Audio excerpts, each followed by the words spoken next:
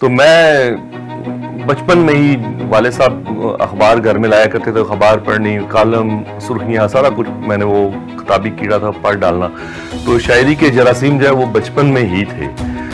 ایک تو شعر سنا دیتا ہوں میں کہ تعلق کو بچانے میں انا قربان کر دوں گا، کروں گا وصل کا کچھ اس طرح سے اہتمام ایک دن، کروں گا وصل کا کچھ اس طرح سے اہتمام ایک دن، تمہارے خواب میں آ کر تمہیں حیران کر دوں گا.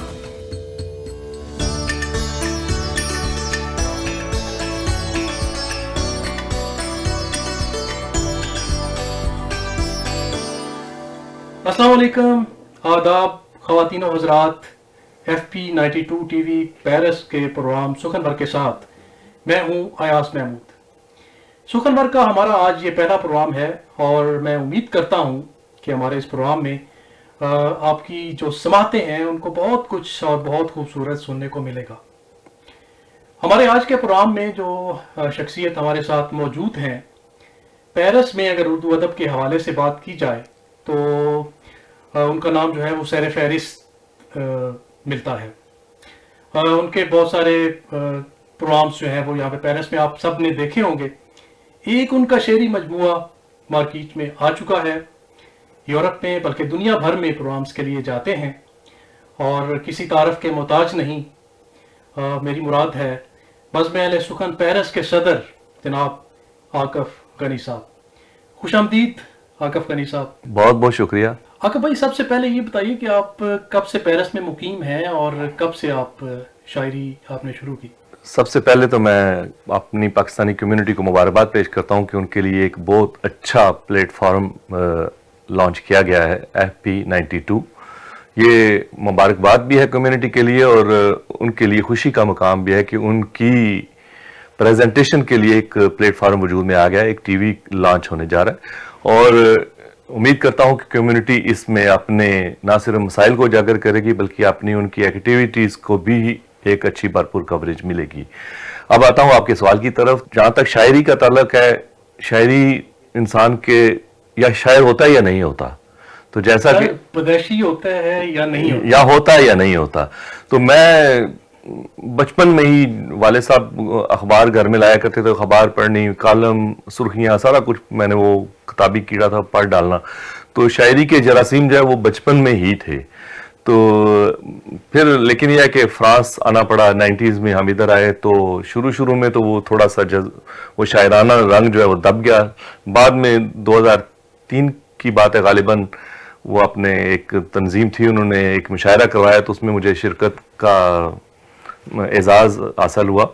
تو وہاں سے پھر تھوڑا سا ہے کہ ادب کی طرف وہ عملی قدم رکھا اور پھر آہستہ آہستہ میں نے پھر وہ غزلیں لکھی، شعر لکھے، پھر وہ کتابی صورت میں بھی وجود میں آ گئے. بھائی جیسے آپ کو پتہ ہے کہ یہاں پر اردو جو ہے وہ کم بولی جاتی ہے اور یہاں پر پاکستانی جو کمیونٹی ہے اس کی تعداد تقریباً 1.5 لاکھ کے آس پاس موجود ہے. تو ہمارے جو بچے ہیں وہ صاف ظاہر اردو سے دور ہو رہے ہیں. ان کی جو مادری لینگویج ہے، ان کی جو گھر میں لینگویج بولی جاتی ہے، گھر میں بھی فرینچ بولی جاتی ہے، تو ان کو اپنی لینگویج کے ساتھ، اپنی زبان کے ساتھ جوڑے رکھنے کے لیے کیا کرنا چاہیے؟ کوئی بھی جو ہوتی ہے نا زبان، ہمارے پاکستانیوں کا مسئلہ یہ ہے کہ ہم گھروں میں یا تو اپنی لوکل جو زبان ہے نا، پنجابی کے بھی آگے مختلف لہجے ہیں، جیسے منڈی بہاؤدین کا الگ لہجہ ہے، پوٹوار کا الگ لہجہ ہے. تو ہم گھروں میں بچوں کے ساتھ وہ ٹھیٹھ پنجابی اور وہ بھی اپنے علاقے کا لہجہ وہ بولتے ہیں. اور یا پھر یہ ہے کہ اپنی فرینچ سیدھے کرنے کے چکروں میں بچوں کے ساتھ فرینچ بول رہے ہوتے ہیں. بچے فرینچ تو سیکھ جاتے ہیں لیکن اردو کا چونکہ سرکاری طور پہ سکھانے کا تو یہاں پہ نہیں ہے وہ. تو اس کا ایک ہی طریقہ ہے کہ والدین اپنی بھی اردو سیدھی رکھیں اور بچوں کو بھی اردو سکھانے کا کوئی اہتمام کریں تاکہ ہماری جو قومی زبان ہے، جو ہماری اردو زبان ہے، اس کو وہ ہمارے بچے بول سکیں، سیکھ سکیں، لکھ سکیں. یہاں پر آپ نے دیکھا ہوگا مختلف تنظیمیں اردو کے لیے کام تو کرتی ہیں. کیا آپ کو لگتا ہے کہ پیرس میں جو ہمارا سفارتخانہ پاکستان ہے اس کو بھی اردو کے لیے کچھ کام کرنا چاہیے؟ اور اگر آپ کو لگتا ہے کہ کرنا چاہیے تو وہ کس طرح کر سکتے ہیں؟ اور کیا آج تک انہوں نے کوئی اردو کی پروموشن کے لیے، اردو کی ترویج کے لیے انہوں نے کوئی کوشش کی؟ جہاں تک تعلق ہے اردو زبان کا، اردو زبان میں جب تک ہماری کمیونٹی خود دلچسپی نہیں لے گی سفارت خانہ کچھ نہیں کر سکے گا. ایک وقت آیا تھا کہ لوگوں نے ڈیمانڈ کی تھی سفارت خانے سے کہ ہمیں اردو کلاسز شروع کروائی جائیں، تو ایک غالباً ولی لیبل جو یہاں پہ کافی کمیونٹی ہماری وہ شروع ہوئی تھی، لیکن دلچسپی نہیں لوگوں نے دکھائی تو پھر وہ سلسلہ بند ہو گیا. تو سفارت خانہ پاکستان سے کام لیا جاتا ہے، وہ خود نہیں کریں گے. ظاہر ہے ان کو نہیں پتا ہے کمیونٹی کے کیا مسائل ہیں. جیسے ہمارا زبان کا بھی ہے، تو وہ جب تک ہم خود اپنے بچوں کو اس طرف نہیں لائیں گے، خود کوشش نہیں کریں گے کہ ہم ان کو اردو زبان کی طرف راغب کریں، تب تک امبیسی بھی کچھ نہیں کرے گی. تو امبیسی کے سامنے یہ مسائل ہم رکھیں گے تو امبیسی ہمیں کوئی حل شاید دے دے ہو.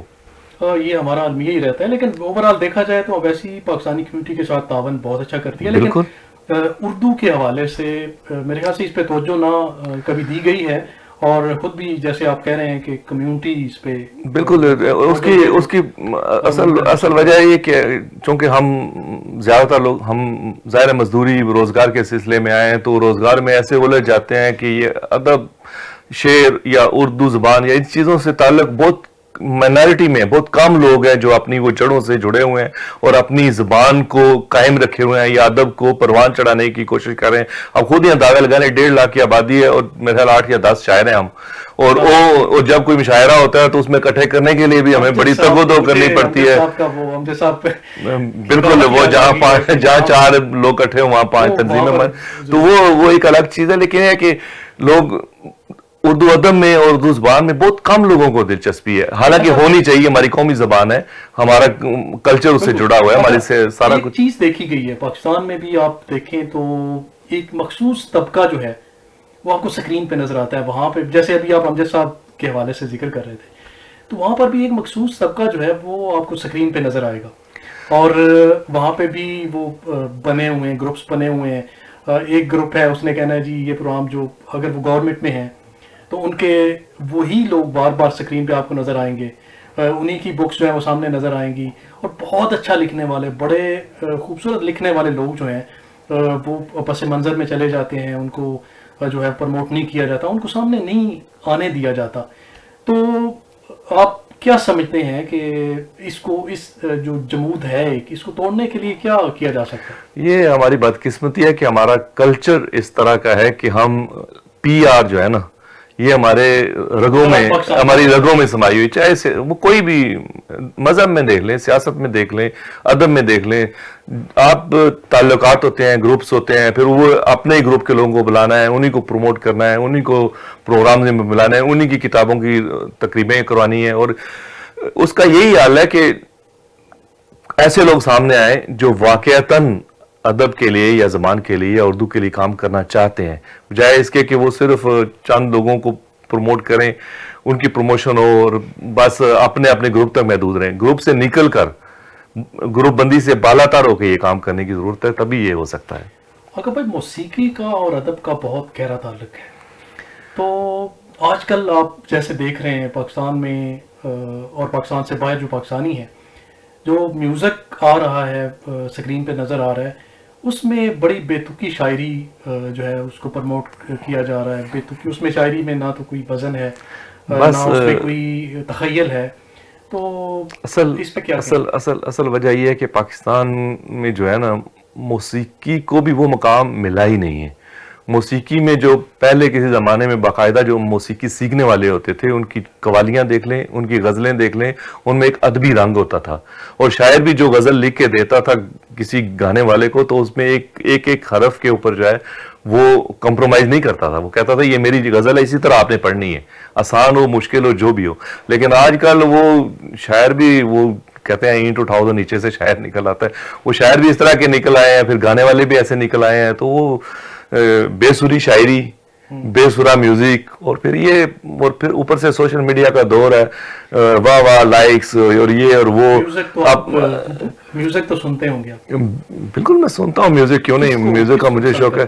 مجھے مہدی حسن کی غزلیں بہت اچھی لگتی تھیں، آفتہ پروین، اور میں ویسے نئے سننے والوں کو بھی، نئے گانے والوں کو بھی سنتا. لیکن یہ ہے کہ اگر غزل میں اگر کسی کا مقام ہے تو وہ مہدی حسن کے آگے. اچھا یہ بتائیں کہ کبھی محبت کی؟ محبت کیوں نہیں کی؟ محبت ہر انسان کرتا ہے، اور محبت کے دم پہ تو یہ دنیا قائم. اگر محبت نہ ہوتی تو یہ دنیا جنگ و جدل کا پہلے ہی بنی ہوئی ہے، تو باقی جو رہ گئی یہ بھی نشانہ بن چکی ہوتی ہے. محبت ملی؟ کیوں نہیں ملی؟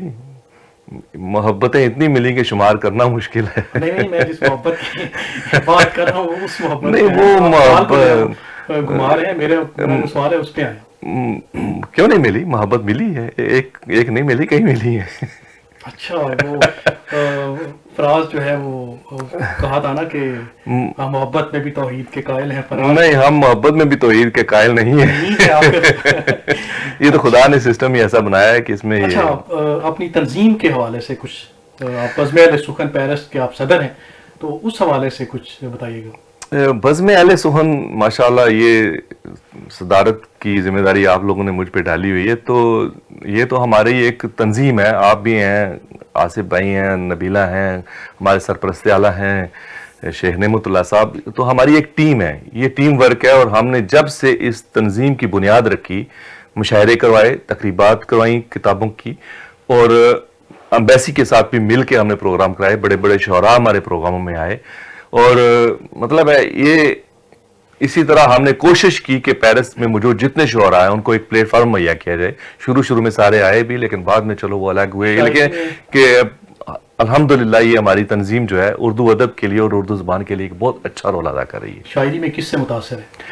میں شاعری میں ویسے تو علامہ اقبال میرے فیورٹ ہیں، لیکن احمد فراز کو بھی میں پسند کرتا ہوں. پھر غالب تو ان کے تو باقی جو ہے ہر اچھا لکھنے والا، کسی نہ کسی نئے لکھنے والوں کے بھی بڑے اچھے شعر سامنے آ جاتے ہیں. FP92 ٹی وی پیرس کے پلیٹ فارم سے آج آپ جو ہے وہ آپ کو بہت سارے لوگ دیکھ رہے ہیں، اور کچھ پیغام دینا چاہیں FP92 کے حوالے سے یہی پیغام ہے کہ آپ کو ایک پلیٹ فارم ملا ہے، اس سے فائدہ اٹھائیے، اپنے مسائل اجاگر کیجئے، اپنے آپ کو ہائی لائٹ کیجئے، اپنا ایک مثبت امیج نہ صرف پاکستان کو بلکہ دنیا کو دکھائیے. یہ ایک پلیٹ فارم بنا ہے تو اس کو آپ کا ہی فائدہ ہے. بلکہ اگر اس کے ساتھ کوآپریٹ کریں گے، اس کو صحیح طریقے سے استعمال میں لائیں گے، تو آپ کی کوریج ہوگی، آپ کے مسائل اجاگر ہوں گے اور ان کا حال سامنے آئے گا. آگا بھائی، پروگرام کے آخر میں آپ اپنے 2 اشعار سنا دیجیے. ایک 2 شعر سنا دیتا ہوں میں کہ محبت میں جو کچھ مجھ سے ہوا اے جان کر دوں گا. واہ. محبت میں جو کچھ مجھ سے ہوا اے جان کر دوں گا. تعلق کو بچانے میں انا قربان کر دوں گا. بہت اچھا. تعلق کو بچانے میں انا قربان کر دوں گا. کروں گا وصل کا کچھ اس طرح سے اہتمام ایک دن. کروں گا وصل کا کچھ اس طرح سے اہتمام ایک دن. تمہارے خواب میں آ کر تمہیں حیران کر دوں گا. بہت اچھے. بہت شکریہ. بہت شکریہ. آج ہمارے ساتھ ہمارے پروگرام سخن ور میں پیرس کے معروف شاعر بزم اہل سخن پیرس کے صدر جناب واقف غنی موجود تھے. PF92 ٹی وی جو ہے وہ انشاءاللہ آپ دیکھیں گے. آئندہ آنے والے دنوں میں آپ کو ادب کے حوالے سے، ثقافت کے حوالے سے، نہ صرف پیرس میں بلکہ پورے یورپ میں جو اردو لکھنے والے ہیں ان کو پروموٹ کرنے کے لیے، ان کے لیے یہ پلیٹ فارم جو ہے وہ استعمال ہوگا. اور انشاءاللہ تعالی ہم نہ صرف پیرس بلکہ باہر سے جو لکھنے والے ہیں ان کو بھی یہاں پر مدعو کریں گے، اور آپ ان کو FP92 ٹی وی کے پلیٹ فارم سے سنتے رہیں گے. اپنے میزبان ایاز محمود کو پروگرام سخن ور سے اجازت دیجیے. اللہ حافظ.